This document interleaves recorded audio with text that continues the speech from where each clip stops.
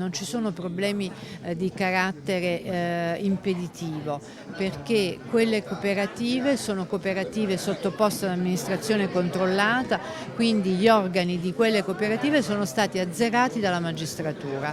Pertanto, se dovessero risultare vincitori di assegnazioni, potrebbero tranquillamente svolgere il servizio senza alcun problema.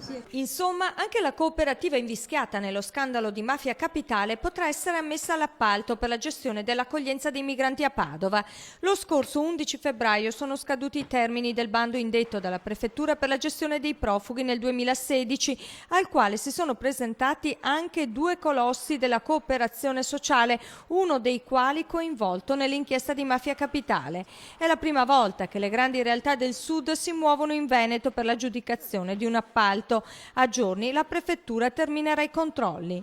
L'esame ebbe un punto, è stato un esame abbastanza complesso perché le domande erano tante e poi avevamo articolato molti requisiti, per cui credo che nel giro di qualche giorno avremo l'esito relativamente alle cooperative che verranno assegnati